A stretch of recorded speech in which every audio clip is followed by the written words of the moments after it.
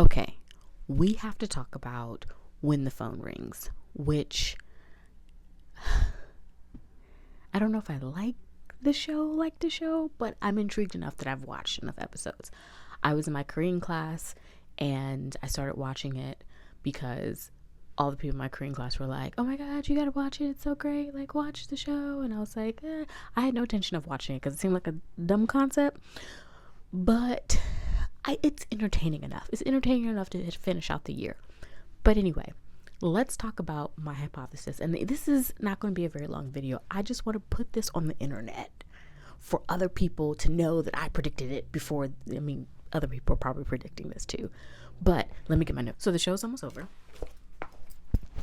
And the person who is the serial killer, Paik Sa-on, the original serial killer Paik, is Ji Sung-woo. Who is that? That's a psychologist who's supposed to be Heeju's friend from college, who learned how to sign because he technically is probably in love with her. That's the original guy. That's the original son that they tried to drown, that the grandfather tried to drown in the river. He's the killer. This is why. First of all,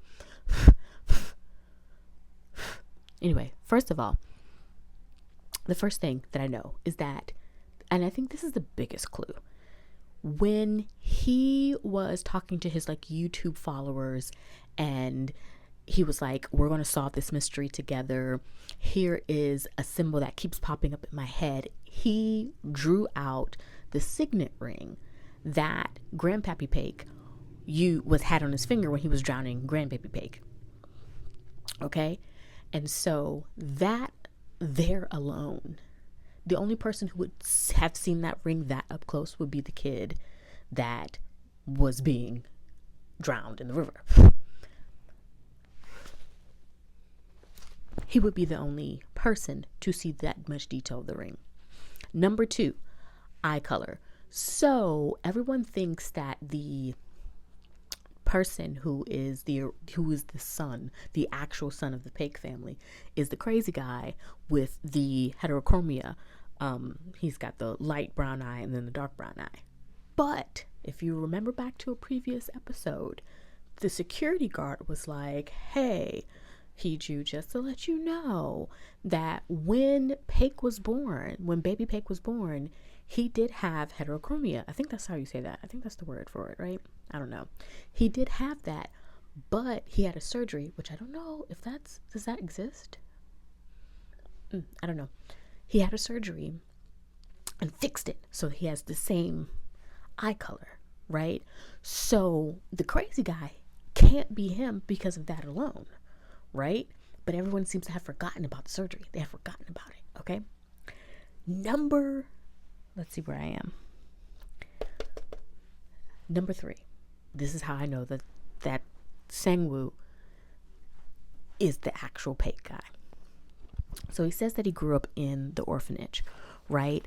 And that he remembers all of his friends. Because remember, the premise behind him being a part of the show is that he is a psychiatrist, which Mama Paik is a psychiatrist. Okay? Keep that in mind. So he claims he's a psychiatrist. And, well, not claims. He's a psychiatrist. But he has this separate YouTube hobby that he does where he investigates, I guess, unsolved mysteries, unsolved crimes, things of that nature. So he I lost track. Right. So he investigates all those things. Now, here's a spoiler. I didn't even know why you clicked this because it was already a spoiler from the get-go. But here's a spoiler.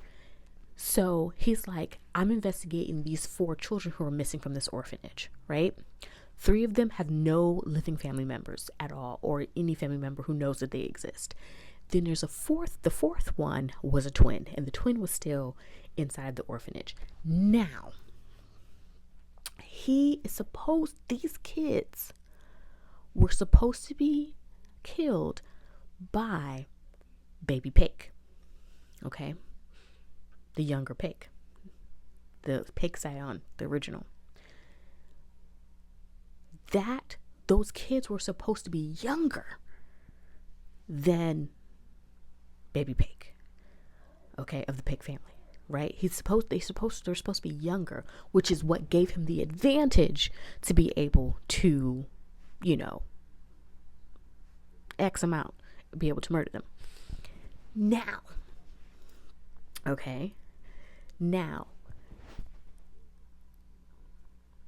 if he grew up in the orphanage, and I get like all of the I get like being in the orphanage and like you formulate bonds and stuff, but when they find the bodies in the episode, they find the bodies of the kids. He's able to identify which kid is which based off of the paraphernalia that was buried with them. Now, if you've seen Dexter, and I've seen Dexter, and you've seen any like true crime show, you know that when it comes to serial killers, which is what Baby Paik is a serial killer. When it comes to them, they keep paraphernalia of the victims, and they know about the victims because they study them before they do anything. So that alone, for him to remember that much detail, like it's been decades, and these might be your friends, but for you to be able to be like, yes, this little boy had this, and this little boy like this, and there were so many kids in there. How do you just focus and remember on these 4 kids who were also younger than you, right? You're not necessarily, it's not like they were like age mates where they were like really together all the time. So like, how do you remember all of these details? You know what I'm saying? Okay. And then finally, and this is a little weird. It's a little suspicious. It's a little weird, suspicious. I don't even remember some of the preliminary and some of the things that I had when I was a kid. And you could say trauma, yes, but it's still a little suspicious. Finally, he's too calm. Okay, the guy who has heterochromia that everyone's saying is the original Paik Sa-on, you know what I'm talking about. I can't speak Korean. That guy is a dummy. He crazy, but he's not serial killer crazy. You get what I'm saying? Once again, think about Dexter. If you've seen Dexter, or if you've seen any kind of other show, when it comes to serial killers, they are able to be a part of society, and nobody knows. People, every time you see the crime dramas, they're like, that guy was an upstanding member of society. He would deliver my mail. He used to water my plants when I was absent. He was a deacon in the church. They are able to be a part of society because that's their guys. Who would suspect the guy who delivers food to the elderly to be, a serial killer? You wouldn't expect that. This one, what's his name again? Sang-woo is too incorporated within society. Okay? Think about it. Hee-ju has been able to outsmart her so-called kidnapper 3 times. 3 times. The first time, she was like, we all gonna die together. She rammed that car. He wasn't wearing his seatbelt. Hit his head, knocked himself out. She got out. Second time, she did the same thing. Wasn't wearing his seatbelt. Knocked him out. She was able to get out. The third time, now granted, she was a little extreme. She's a little extreme in this one. We can't find either one of them, but she got him again. Also think about the time where he confronted Mama Paik, right? This is the guy with heterochromia. He confronted Mama Paik. Mama Paik has forgotten that her son already had the surgery. So this can't be her son. But when the guards came and rushed in, now granted, serial killers often don't kill for no reason, but they do kill.